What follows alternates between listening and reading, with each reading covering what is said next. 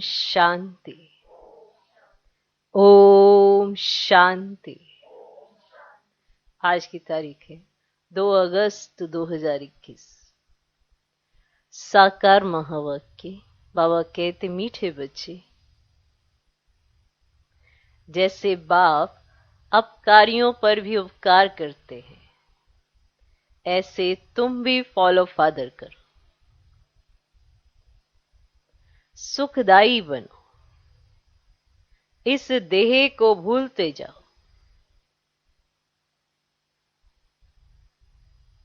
बाबा कहते, मीठे बच्चे, जैसे बाप अपकारियों पर भी उपकार करते हैं, ऐसे तुम भी फॉलो फादर करो।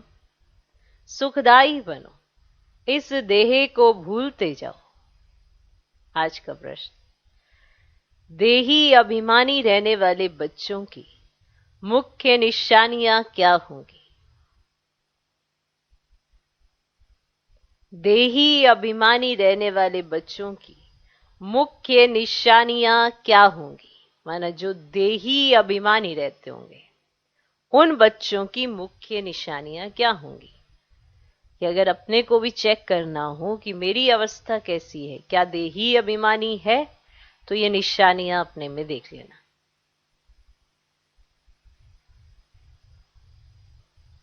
निशानियां तो होती है ना, अब कोई वफादार है तो उसकी निशानी है ना, कोई संतुष्ट रहता है तो उसकी निशानी।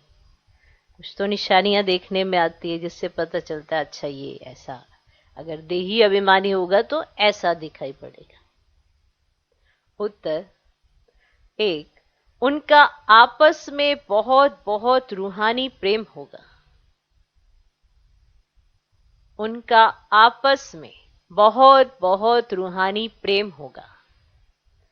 दूसरा, वे कभी एक दो की खामियों का वर्णन नहीं करेंगे।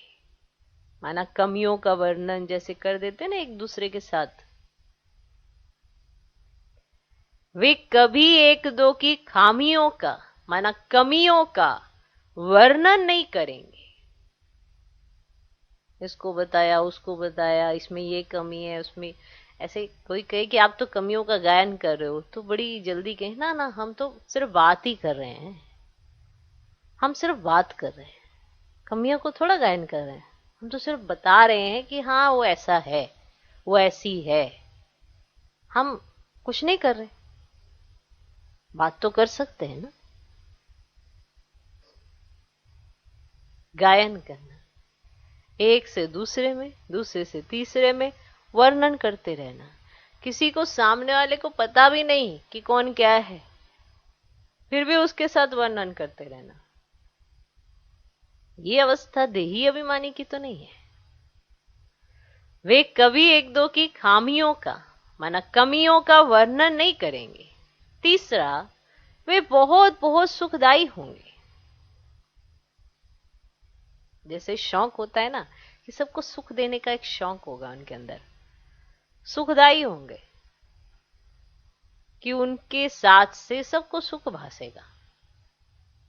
वे बहुत बहुत सुखदाई होंगे। चौथा, उनकी खुशी कभी गायब नहीं होगी। उनकी खुशी कभी गायब नहीं होगी। ये नहीं कि 2 दिन ठीक, फिर 2 दिन खराब, 2 दिन ठीक, 2 दिन खराब, तो ये अवस्था देही अभिमानी की नहीं है। उनकी खुशी कभी गायब नहीं होगी, सदा अपार खुशी में रहेंगे। क्योंकि एक तो वो किसी को तंग नहीं करते, अगर कोई उन्हें तंग भी करे तो वो तंग होते नहीं, क्योंकि अवस्था ही देही अभिमानी है। हर बात को हमेशा वो अच्छे तरीके से ले जाते हैं, तो कैसे तंग होंगे। सदा अपार खुशी में रहेंगे। 5वां, कभी मतभेद में नहीं आएंगे। किसी ने कुछ कहा, उसकी बातों में आ गए, किसी ने इधर से कुछ कहा, उसकी बातों में आ गए। मतभेद में नहीं आएंगे। 6, हम आत्मा भाई भाई हैं, इस स्मृति से गुणग्राही होंगे। है ना, ये नहीं कि अरे इसमें तो बड़े अच्छे गुण है तो उसके पीछे आकर्षित हो गए, ऐसे नहीं। हम आत्मा भाई भाई हैं, ये जो गुण है वो बाप की देन है, इसीलिए वो सब में गुण भी देखेंगे, गुण उठाएंगे भी, और बाप की याद में भी रहेंगे। और ये स्मृति भी रहेगी कि आत्मा भाई भाई है। हम आत्मा भाई भाई हैं, इस स्मृति से गुणग्राही होंगे, उन्हें सबके गुण ही दिखाई देंगे।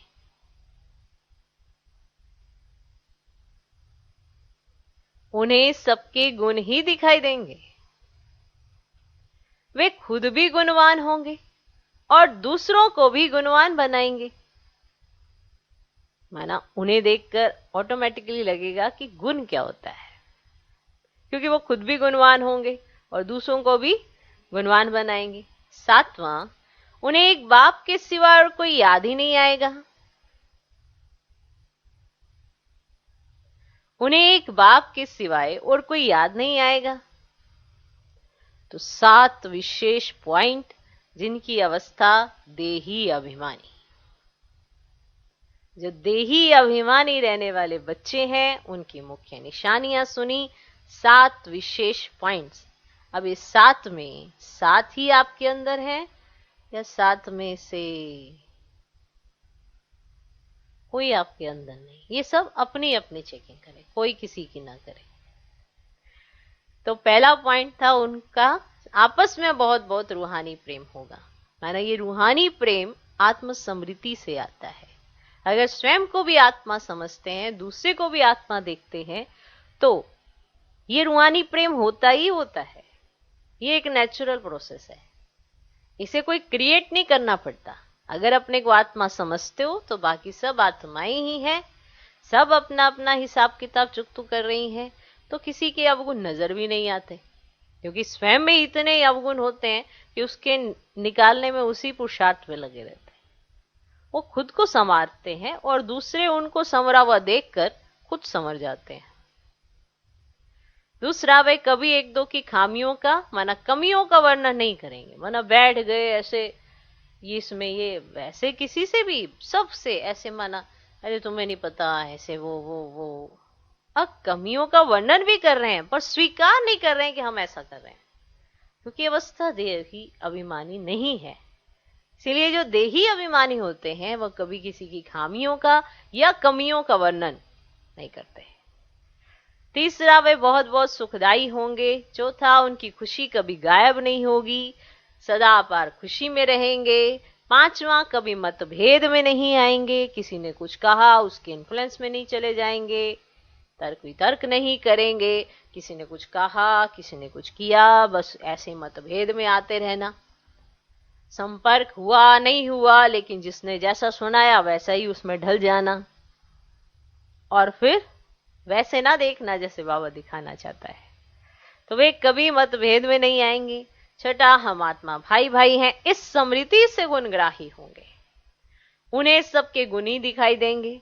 वे खुद भी गुणवान होंगे और दूसरों को भी गुणवान बनाएंगे। सातवां, उन्हें एक बाप के सिवाय कोई याद नहीं आएगा। ये 7 पॉइंट हैं और इन 7 पॉइंट से पता चलता है कि अवस्था कौन सी है बच्चों की। तो देही अभिमानी रहने वाले बच्चों की मुख्य मुख्य निशानियां क्या होंगी? तो ये निशानियां हैं कि कोई ये सोचे कि मुझे कैसे पता चले कि मैं देह अभिमान में हूं या देही अभिमानी अवस्था में हूं। तो ये निशानियां हैं, ये होंगी तो देही अभिमानी, अगर नहीं होंगी तो देह अभिमान। ओम शांति। ऊंचते ऊंच बेहद के बाप के सम्मुख तुम सब बच्चे बैठे हो। तुम कितने भाग्यशाली हो जो ऐसा बाप मिला है। तुम ज्ञान सागर बाप के पास आए हो, ज्ञान रत्नों से झोली भरने, कमाई करने। बाप तो मीठे मीठे बच्चों को कितना ऊंचे ले जाते हैं। बाप तो सिर्फ तुम बच्चों को ही देखते हैं, उनको तो किसी को याद नहीं करना है। इनकी आत्मा को तो बाप को याद करना है। बाप कहते हैं हम दोनों तुम बच्चों को ही देखते हैं। बाप दादा, मुझ आत्मा को तो साक्षी हो नहीं देखना है, परंतु बाप के संग में मैं भी ऐसे देखता हूं। बाप के साथ रहता तो हूं ना, उनका बच्चा हूं तो साथ में देखता हूं। मैं विश्व का मालिक बन घूमता हूं, जैसे कि मैं ही ये करता हूं, मैं दृष्टि देता हूं। देह सहित सब कुछ भूलना होता है, बाकी बाप और बच्चा जैसे एक हो जाते हैं। तो बाप समझाते, मीठे बच्चे खूब पुरुषार्थ करो। जैसे बाप अपकारियों पर भी उपकार करते हैं, ऐसे तुम भी फॉलो फादर करो, सुखदाई बनो। आपस में कभी लड़ो झगड़ो नहीं, आपस में कभी लड़ो झगड़ो नहीं। अपने को आत्मा समझ इस देह को भूलते जाओ, सिवाय एक बाप की और कोई याद ही ना आए। ये भी जैसे जीते जी मौत की अवस्था है, इस दुनिया से जैसे मर गए। बाप भी कहते हैं आप मुए, मर गई दुनिया। यहां तुमको जीते जी मरना है, शरीर का भान उड़ाते रहो। यहां तुमको जीते जी मरना है, शरीर का भान उड़ाते रहो। एकांत में बैठ अभ्यास करते रहो। सवेरे एकांत में बैठ अपने साथ बातें करो। बहुत उकीर से बाप को याद करो। उकीर माना उमंग से। बाबा बस अभी हम आपकी गोद में आया कि आया, बस एक की याद में ही शरीर का अंत हो, इसको कहा जाता है एकांत। बाप को याद करते करते ये शरीर रूपी चमड़ी छूट जाएगी। तुम जानते हो ये पुरानी दुनिया, पुरानी देह खलास हो जानी है। बाकी पुरुषार्थ के लिए थोड़ा सा संगम का समय है।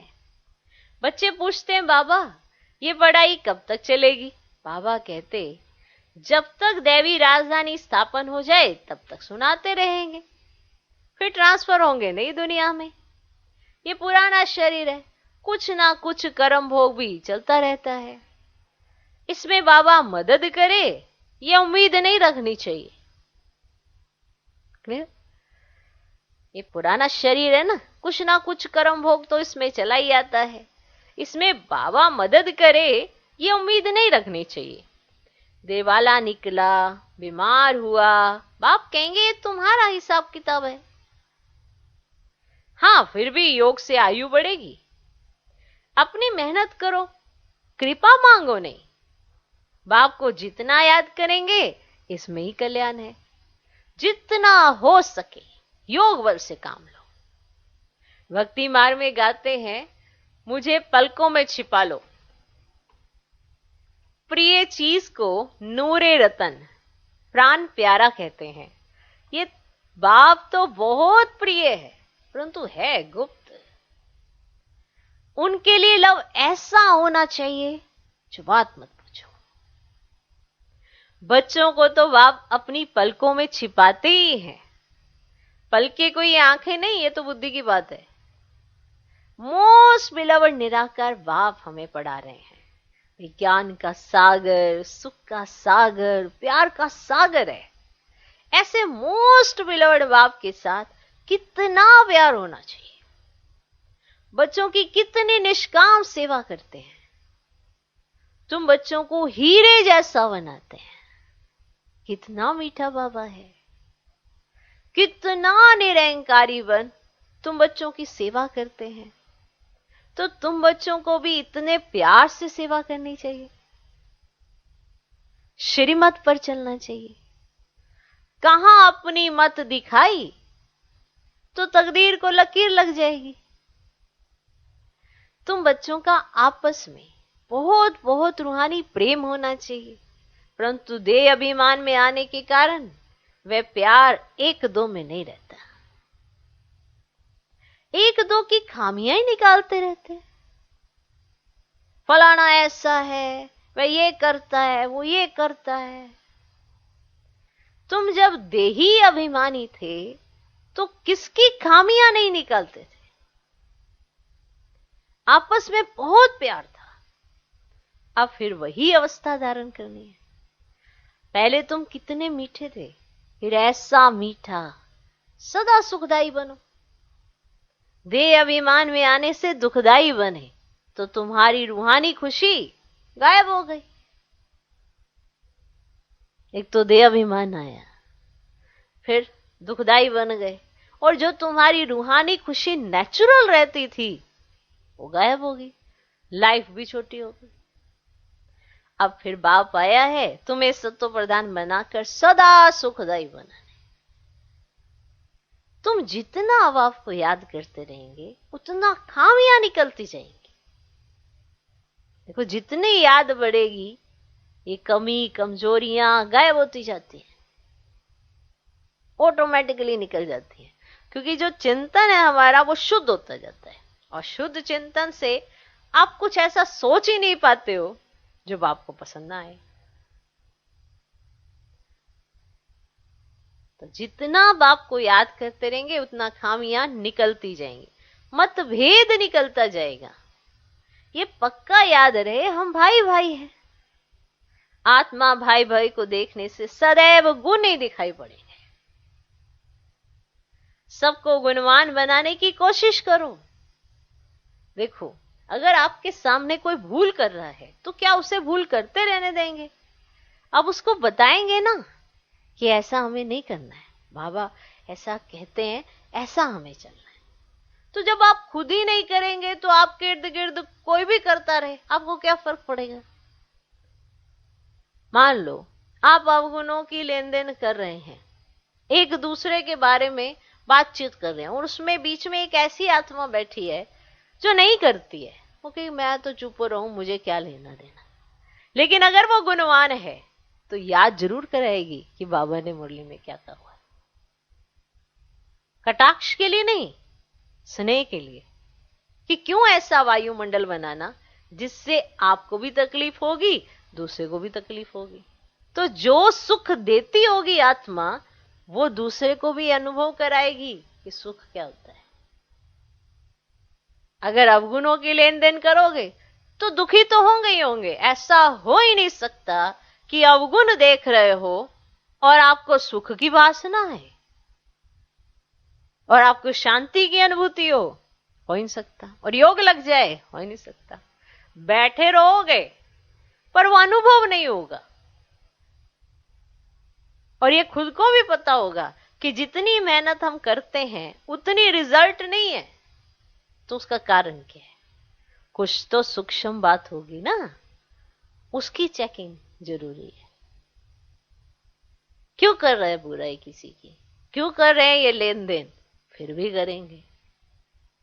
इसीलिए जो गुणवान होगा वो दूसरों को भी बनाएगा, जरूर याद कराएगा ना कि शिव बाबा ने क्या कहा था। सबको गुणवान बनाने की कोशिश करो। कोई भूल कर रहा हो तो उसे भूल करते मत रहने दो। इसका मतलब ये नहीं अरे हमें क्या लेना देना, लगे रहने दो उन्हें। क्योंकि खुद को भी ये डर है कि अगर इन्वॉल्व हुए जाके बचाने के लिए, कहीं हम भी उस मतभेद में ना आ जाए। क्योंकि खुद में भी गारंटी नहीं है, क्योंकि अवस्था नहीं है। अवस्था हो तो किसी को निकाल पाए ना, अब ऐसी अवस्था चाहिए। खुद गुणवान है नहीं, इसीलिए ये डर भी है कि अगर हमने थोड़ा सा भी किसी को कुछ कहा कि आपको ऐसा नहीं करना चाहिए, हमें बाबा की शिक्षाओं पे चलना है, मैं भी इसी चीज की प्रैक्टिस कर रही हूं, आप भी करो। जब वृत्ति होती है वो उसी समान होती है। जब कोई दूध जल जाता है तो उसकी बदबू आती रहती है ना, जब दूध जलता है आती रहती है ना बदबू वहां से। ऐसे नहीं कि आपने बंद कर दिया, साफ कर दिया तो वहां से अब स्मेल नहीं आएगी, आती रहती है, जबकि आपने सब क्लीन कर दिया। तो जब आप अपनी वृत्ति के आधार पर अवगुणों की लेन देन कर रहे हैं, किसी में गुण नहीं देख रहे हैं, तो आप जब योग में बैठेंगे तो उसी वृत्ति के साथ बैठेंगे ना, तो देही अभिमानी अवस्था कहां से बन जाएगी? हो तो आप वही ना जो दूसरों में बुराइयां ही ढूंढ रहे हैं।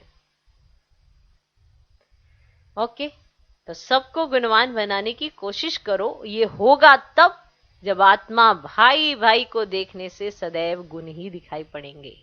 अगर अपने को आत्मा समझते हो, दूसरे को आत्मा देखते हो, तब ही आप गुणवान भी बना पाओगे।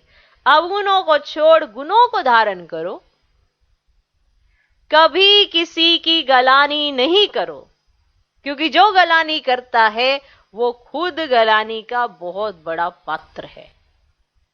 ये नहीं कि जो गलानी कर रहा है वो बिल्कुल एकदम साफ स्वच्छ है।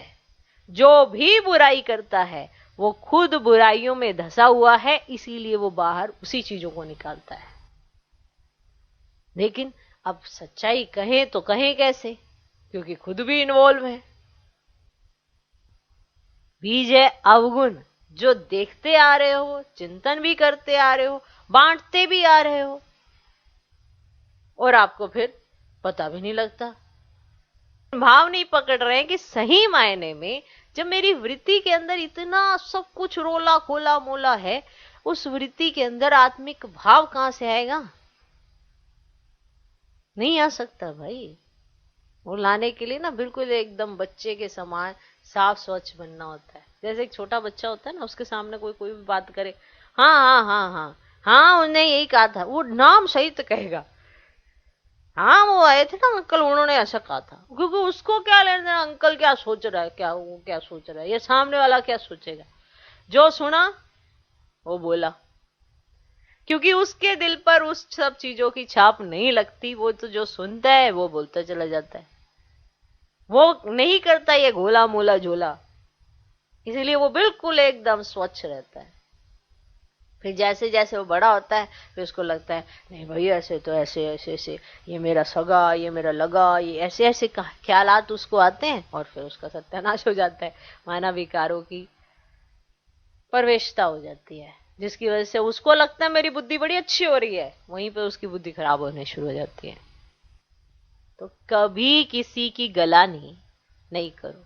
कोई कोई में ऐसी खामियां हैं जो खुद भी समझ नहीं सकते हैं, वे तो अपने को बहुत अच्छा समझते हैं, परंतु खामी होने के कारण कहां ना कहां उल्टा बोल निकल पड़ता है। कहते किसी को कुछ नहीं है, बस हल्का सा एक शब्द सा मार के तीर करके निकल लेते हैं, हमने तो कुछ कहा ही नहीं, उल्टा बोल निकल आता है, क्योंकि खामियां देने की एक आदत सी पड़ी हुई है, तो सरल शब्दों में बातचीत ही नहीं होती है। तो ऐसा भी कईयों को नहीं पता चलता, उल्टा बोल निकल पड़ता है। सतो प्रधान अवस्था में ये बातें नहीं होती। अपने आप को देखो, हम कितने मीठे बने हैं, है वो मीठापन। जब बाबा को मिलते हैं, जब बाबा से मुलाकात करते हैं, कितना मीठा बाबा लगता है, क्योंकि वो वैसे ही है, वो कुछ भी वैसा नहीं है, और हम अंदर कुछ, बाहर प्रकट कुछ है, कुछ सोचें कुछ, करें कुछ, तो मीठापन कहां से आएगा? और जो मीठा होता है उसे सब मीठा ही कहेंगे ना, ऐसे खट्टा थोड़ा कह देगा कोई। मान लो खीर खाएंगे आप, तो कोई कहेगा कि ये तो कड़वी है, मीठी है, मीठा डाला हुआ इसके अंदर, कड़वी कहां से हो सकती है? तो ये तो नेचुरल बात है ना। तो जो मीठे होंगे उन्हें मीठा कहा जाएगा। तो ये अपनी चेकिंग करनी है कि हम कितना मीठे हैं, हमारा बाप के साथ कितना लव है। देखो, बाप से लव ऐसा जो एकदम चटका रहे। बाबा आप हमको कितना उस समझदार बनाते हो, स्वर्ग का मालिक बनाते हो, ऐसे अंदर में बाप की महिमा कर गदगद होना चाहिए, रूहानी खुशी में रहना चाहिए। गाते भी हैं खुशी जैसी खुराक नहीं, बाप के मिलने की भी कितनी खुशी रहनी चाहिए। संगम पर ही तुम बच्चों को 21 जन्मों के लिए सदा खुशी में रहने की खुराक मिल जाती है, फिर कोई को किसी बात की चिंता नहीं रहती है। अभी कितनी चिंताएं हैं, इसीलिए उसका असर शरीर पर भी आता है। तुमको तो कोई बात की चिंता नहीं, ये खुशी की खुराक तुम एक दो को खिलाते रहो। एक दो की ये जबरदस्त खातिरी करनी है, ऐसी खातिरी मनुष्य मनुष्य की कर ही नहीं सकते। तुम बाप की श्रीमत पर यह खातिरी करते हो। खुश खैराफत भी यह है किसको बाप का परिचय देना। ये ज्ञान और योग की फर्स्ट क्लास वंडरफुल खुराक है। ये खुराक एक ही रूहानी सर्जन द्वारा मिलती है, मन मना भव मध्यजी भव, बस 2 वर्षंस की ये खुराक है। मोस्ट बिलवर्ड बाप से विश्व की बादशाही मिलती, कोई कम बात थोड़े ही है।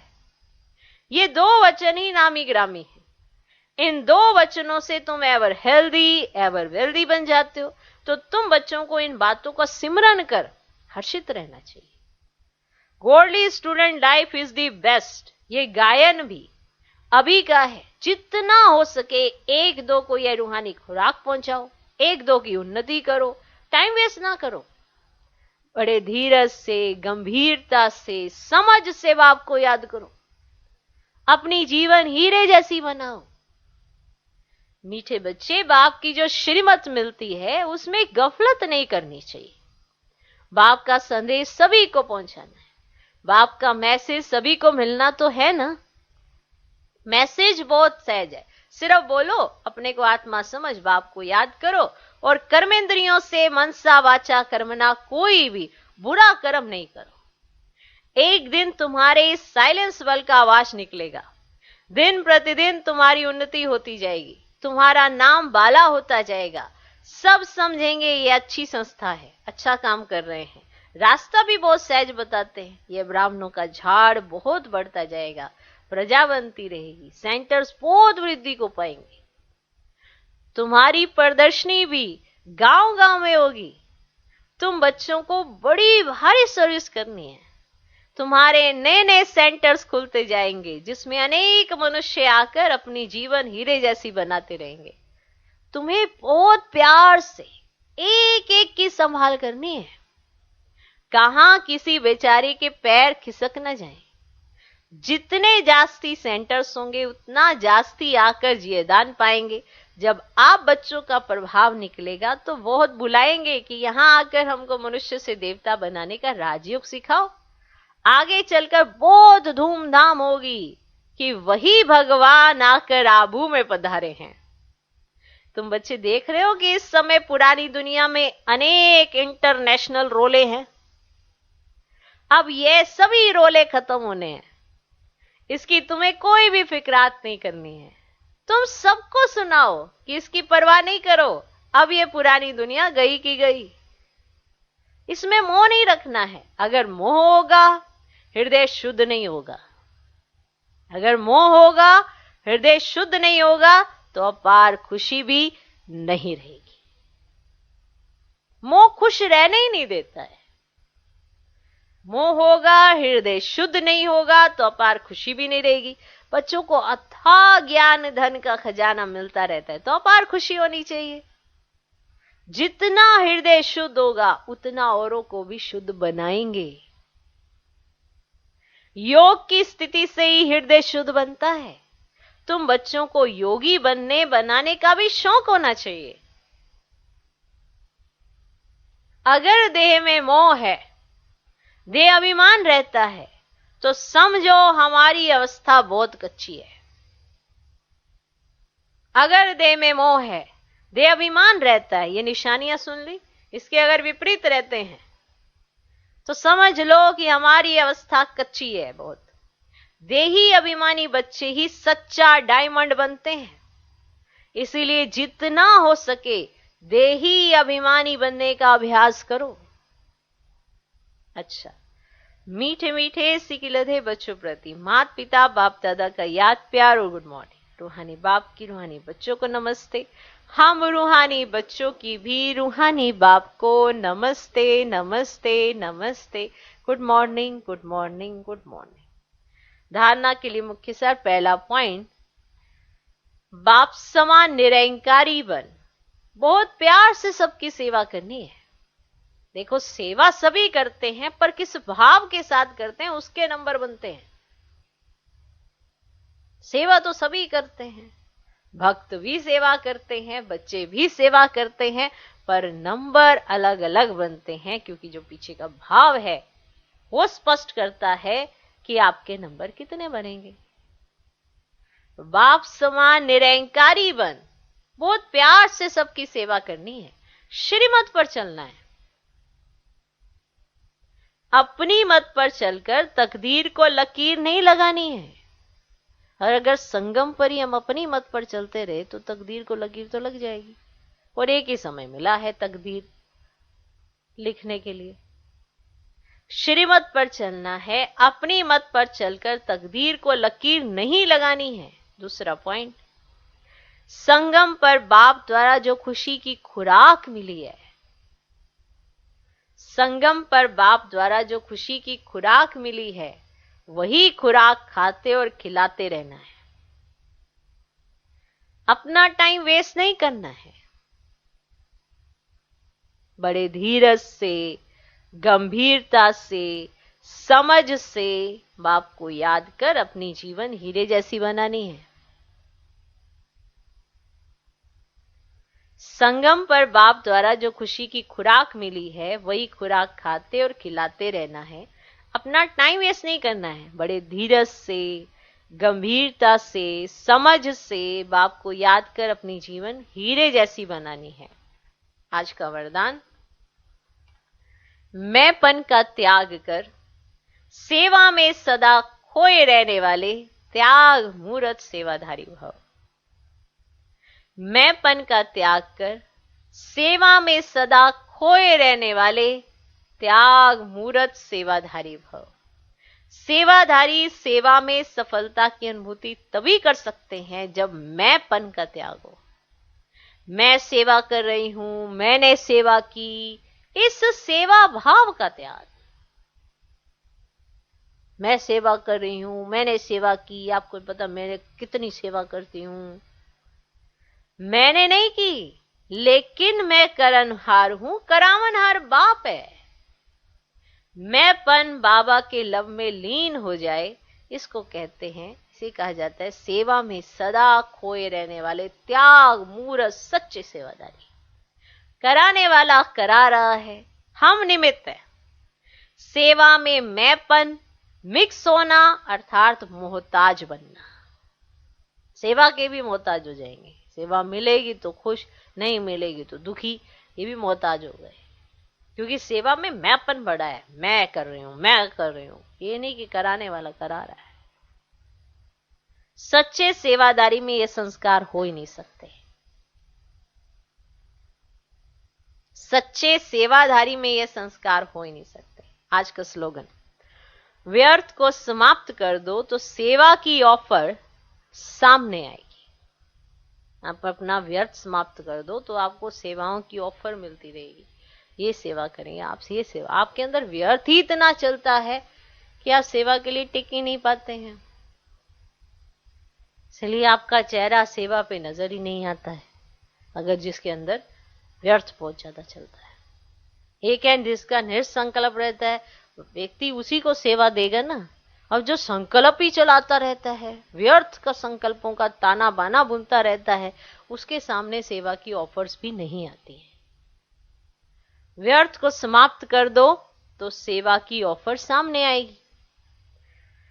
मातेश्वरी जी के अनमोल महावाक्य, जीवन की आश पूर्ण होने का सुहावना समय क्या है?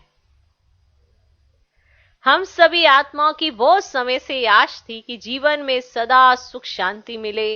अब बहुत जन्मों की आशा कब तो पूर्ण होगी। अब यह है हमारा अंतिम जन्म। उस अंत के जन्म की भी अंत है।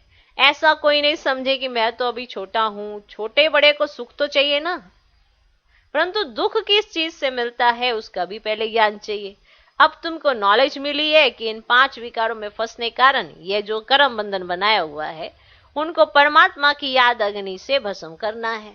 अब यह है कर्म बंधन से छूटने का सहज उपाय। इस सर्वशक्तिवान बाबा को चलते फिरते श्वासोश्वास याद करो। अब यह उपाय बताने की सहायता खुद परमात्मा आकर करता है। ये उपाय भी वही आके बताता है, परंतु इसमें पुरुषार्थ तो हर एक आत्मा को करना है।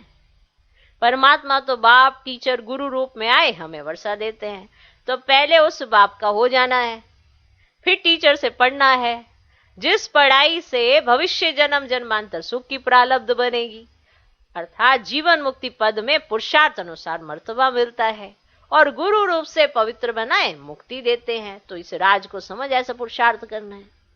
यही टाइम है पुराना खाता खत्म कर नई जीवन बनाने का।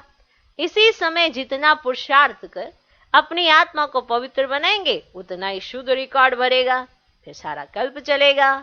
तो सारे कल्प का मदार इस समय की कमाई पर है। देखो, इस समय ही तुम्हें आदि मध्यांत का ज्ञान मिलता है। हमको सो देवता बनना है और अपनी चढ़ती कला है, फिर वहां जाके प्रारब्ध भोगेंगे। वहां देवताओं को बाद का पता नहीं पड़ता कि हम गिरेंगे। अगर यह पता होगा ना तो सुख भोगना फिर गिरना है, तो गिरने की तो चिंता में सुख भी नहीं भोग सकेंगे, है ना। तो यह ईश्वरीय कायदा रचा हुआ है कि मनुष्य सदा चढ़ने का पुरुषार्थ करता है, अर्थात सुख के लिए कमाई करता है। परंतु ड्रामा में आधा आधा पार्ट बनना पड़ा है। जिस राज को हम जानते हैं, परंतु जिस समय सुख की बारी है ना, तो पुरुषार्थ कर सुख लेना है, या पुरुषार्थ की खूबी। एक्टर का काम है एक्ट करते समय संपूर्ण खूबी से पार्ट बजाना। अब एक्टर का तो यही काम है। अब एक्टर है, लेकिन जब वो एक्ट कर रहा है तो संपूर्ण अपनी खूबी के साथ माना सारे अपना वो लगा के अच्छा से अच्छा पार्ट बजाना। जो देखने वाले हेयर हेयर माना वाह वाह करे। इसीलिए हीरो हीरोइन का पार्ट देवताओं को मिला है, जिन्हों का यादगार चित्र गाया और पूजा जाता है। अब निर्विकारी प्रवृत्ति में रह कमल फूल समान अवस्था बनाना, यही देवताओं की खूबी है। अब इस खूबी को भूलने से ही तो भारत की ऐसी दुर्दशा हुई है ना। अब फिर से ऐसी जीवन बनाने वाला खुद परमात्मा आया हुआ है। अब उनका हाथ पकड़ने से जीवन नैया पार होगी। अच्छा, ओम शांति, ओम शांति।